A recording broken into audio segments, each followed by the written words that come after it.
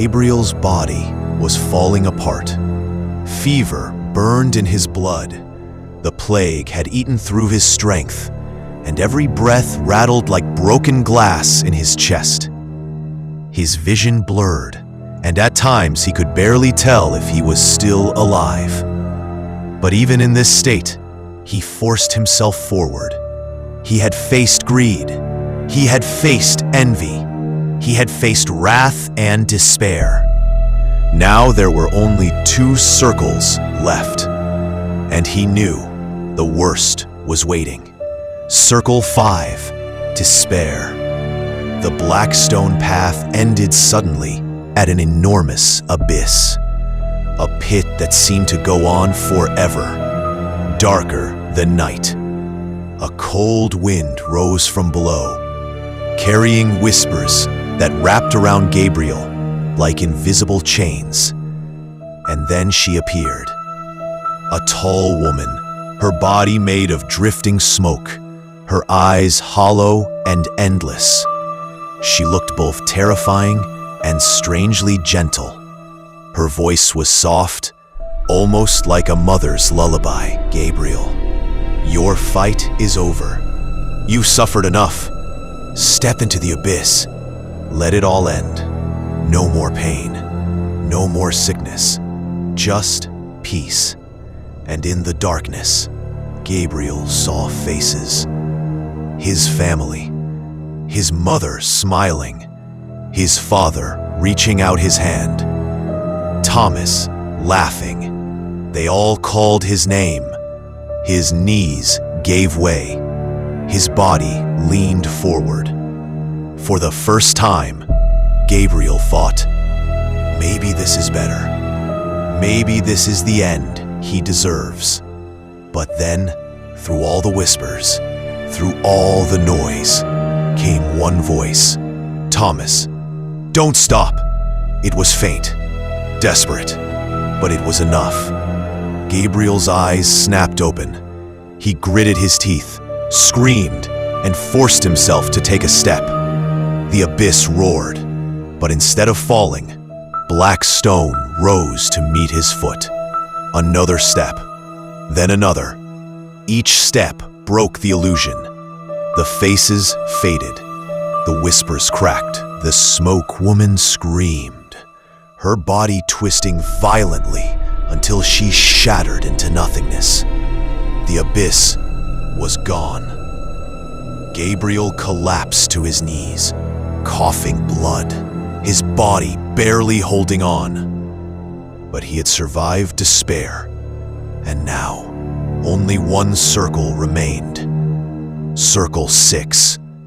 The path opened into a cavern of fire and bone. Flames licked the walls. Rivers of molten light crawled between the stones. Skulls screamed from the floor. At the center stood a throne made of corpses. And sitting on it was not a monster, not a demon, a man, old, tall, with sharp eyes burning like embers. Gabriel's heart sank. It was his grandfather, the same man he had read about in the ancient book in the basement, the one who had led the cult, the one whose sins had cursed their family. Gabriel, his grandfather said, his voice calm, almost warm. You've done well. You've proven yourself stronger than all before you, and your family will live. Refuse, and they will die. Gabriel froze. His legs shook. His lips parted, but no words came. His grandfather stepped closer, his voice soft and full of love. All I did for family, for you. Don't you want peace? Don't you want to see them safe? We could all be together again. Think of Thomas. Think of your mother. Say yes, Gabriel. End this suffering. Tears filled Gabriel's eyes. His chest ached. He wanted to believe him. He wanted to stop. For a moment, he almost gave in. He almost whispered yes. But then, A scream, sharp, desperate, real. Thomas. Gabriel's head shot up. His eyes cleared. He looked at his grandfather again, and now he saw the truth. The love in his voice was a chain. The warmth was a trap. This wasn't family. This wasn't peace. It was a demon. And maybe it was his grandfather's soul twisted by the cult. Or maybe it was something darker, wearing his face. But Gabriel knew one thing. If he gave in, it was over. His hand clenched. A sword appeared in his grip, glowing, sharp, forged of silver light and black stone. With all the strength left in him, Gabriel roared and drove the blade into his grandfather's chest. The old man screamed, his body burning into ash and dust. But before the fire consumed him, his last words echoed in Gabriel's ears. The true villain was never me. The throne cracked. The cavern shook. Fire tore through the walls. The ground split open. Gabriel was thrown into darkness, falling. The awakening. When his eyes opened, he was lying in his bed. His skin was clean. The sores were gone. The door burst open. Thomas ran in, laughing, alive. His mother's voice called from the kitchen.